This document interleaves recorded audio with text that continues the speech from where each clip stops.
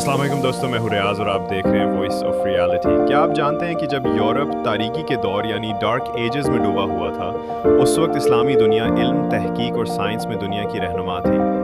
Baghdad, قرطبہ اور قاہرہ جیسے شہر علم کے وہ منار تھے جن کی روشنی آج بھی دنیا کو متاثر کرتی ہے۔ آج کی ویڈیو میں ہم ان مسلمان سائنسدانوں کی کہانی سنیں گے جنہوں نے جدید سائنس کی بنیاد رکھی۔ یہ وہ ہیروز ہیں جنہوں نے الجبرا، کیمسٹری، بصریات اور طب جیسے شعبوں کو جنم دیا، مگر افسوس کہ آج ہم ان کے نام تک بھول چکے ہیں۔ تو آئیے اپنی تاریخ کے ان گمشدہ اوراق کو پلٹتے ہیں اور ان سائنسدانوں کو یاد کرتے ہیں جنہوں نے مغرب کو علم و سائنس سکھائی اور جنہیں ہم نے فراموش کر دیا ہے۔ یہ کہانی ہے ہمارے ماضی، حال اور مستقبل کی۔ تو چلیے شروع کرتے ہیں۔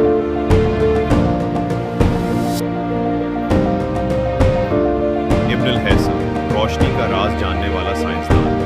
کہانی شروع ہوتی ہے ابن الہیثم سے، جنہوں نے بصریات کے شعبے میں انقلابی کام کیا۔ ان سے پہلے لوگ سمجھتے تھے کہ روشنی آنکھ سے نکلتی ہے، مگر ابن الہیثم نے تجربات سے ثابت کیا کہ روشنی اشیاء سے آنکھ میں داخل ہوتی ہے۔ انہوں نے سائنس میں تجرباتی طریقہ متعارف کروایا اور کیمرا آبسکیورا کا نظریہ پیش کیا، جو آج کے کیمرے کی بنیاد ہے۔ ان کی مشہور کتاب کتاب المناظر نے یورپ میں صدیوں تک سائنس کی تعلیم پر اثر ڈالا۔ انہوں نے آنکھ کی ساخت، روشنی کے سفر اور انسانی بصارت کو سائنسی انداز میں بیان کیا۔ ان کا پیغام تھا کہ علم صرف سننے سے نہیں آتا، بلکہ مشاہدے اور تجربے سے حاصل ہوتا ہے۔ آج جب آپ اینک یا کیمرہ استعمال کرتے ہیں تو ابن الہیثم کو ضرور یاد کیجیے۔ مگر سوال یہ ہے، ہم میں سے کتنے لوگ ایسے عظیم سائنسدانوں کو جانتے ہیں؟ اب ہم بات کرتے ہیں جابر بن حیان کی، جنہیں دنیا بابائے کیمیا کے نام سے جانتی ہے۔ انہوں نے کیمسٹری کو جادو سے نکال کر ایک سائنسی علم بنا دیا۔ دنیا کی پہلی سائنسی لیبارٹری قائم کی، جہاں انہوں نے کشید، تبخیر اور تصفیہ جیسے کیمیائی طریقے ایجاد کیے۔ ان کے ذریعے نائٹرک ایسڈ، سلفیورک ایسڈ اور ہائیڈروکلورک ایسڈ دریافت ہوئے۔ جابر بن حیان کی کتابیں یورپ میں صدیوں تک پڑھائی جاتی رہیں۔ انہوں نے مادے کی ساخت، عناصر کی خصوصیات اور کیمیائی تعاملات پر مفصل تحقیقات کی۔ آج کی جدید کیمسٹری انہی کی بنیادوں پر ہے۔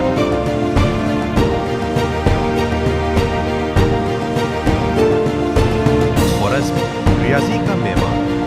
اب آتے ہیں الخوارزمی کی طرف، جنہوں نے الجبرا اور الگورتھم کی بنیاد رکھی۔ ان کی کتاب الکتاب المختصر فی حساب الجبر والمقابلہ نے مساواتوں کو حل کرنے کا منظم طریقہ بتایا۔ یہ کتاب یورپ میں کئی صدیوں تک ریاضی کا نصاب رہی۔ الگورتھم کا لفظ انہی کے نام سے نکلا اور آج کا ہر کمپیوٹر، سافٹ ویئر، کیلکولیٹر، حتیٰ کہ انٹرنیٹ انہی اصولوں پر چلتا ہے۔ انہوں نے ریاضی کو عملی زندگی سے جوڑا اور سائنس، انجینئرنگ اور ٹیکنالوجی کی بنیاد رکھی۔ ابن سینا، طب اور فلسفہ کا عظیم سائنسدان۔ اب ملتے ہیں ابن سینا سے، جنہیں مغرب میں ایویسنا کے نام سے جانا جاتا ہے۔ وہ نہ صرف طبیب تھے بلکہ فلسفی، ماہر فلکیات، ریاضی دان اور شاعر بھی تھے۔ ان کی مشہور کتاب القانون فی الطب طب کا انسائکلوپیڈیا مانی جاتی ہے۔ انہوں نے بیماریوں کی تشخیص، علاج، ادویات اور انسانی جسم کی تفصیل سے وضاحت کی۔ کرنٹین، کوارنٹین اور جراثیم نظریہ۔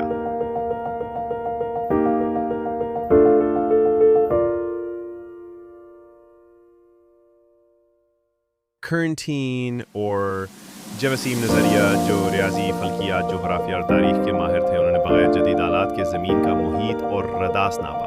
البیرونی نے ریاضی اور ٹریگنومیٹری کے اصولوں سے زمین کی پیمائش کی اور زمین کی گردش کا نظریہ گلیلیو سے 600 سال پہلے پیش کیا۔ انہوں نے کتاب الہند میں ہندوستان کی زبان، ثقافت اور علوم پر تحقیق کی اور مختلف تہذیبوں کا تقابلی جائزہ لیا۔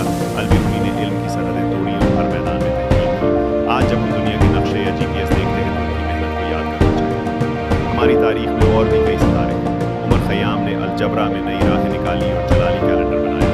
ناصر الدین طوسی نے براغا کی رصدگاہ قائم کی اور ستاروں کی گردش کے ماڈلز دیے۔ فخر الدین رازی نے قرآن کی سائنسی تشریح کی اور علم و عقل کو یکجا کیا۔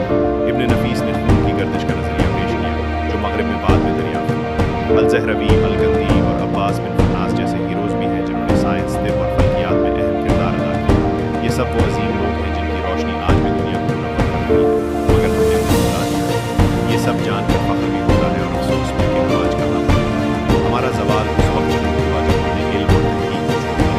ہم نے اپنے اسلاف کی کتابوں کو سجا تو لیا، مگر ان کے مشن کو آگے نہ بڑھایا۔ علم کی جستجو اور سچائی کو چھوڑ کر ہم پھر تعصب میں پیچھے گئے۔ یورپ نے ہماری کتابوں سے سیکھا اور ترقی کی، جب ہم پیچھے۔ کیا سب کچھ ختم ہو گیا؟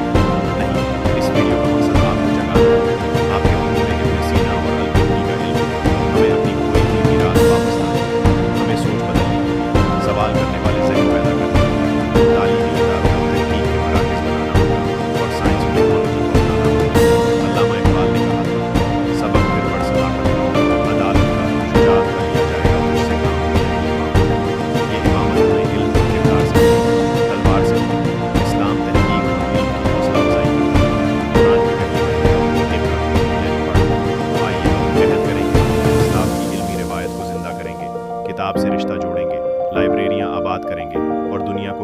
روشنی دیں گے۔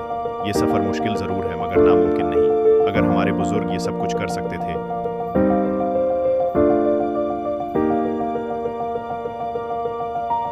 یہ سفر مشکل ضرور ہے مگر ناممکن نہیں۔ اگر ہمارے بزرگ یہ سب کچھ کر سکتے تھے تو ہم بھی کر سکتے ہیں۔ ہمارا اصل ہتھیار علم ہے، آئیے اسے اٹھائیں اور اپنا کھویا ہوا مقام دوبارہ حاصل کریں۔ دوستو، یہ تھی کہانیاں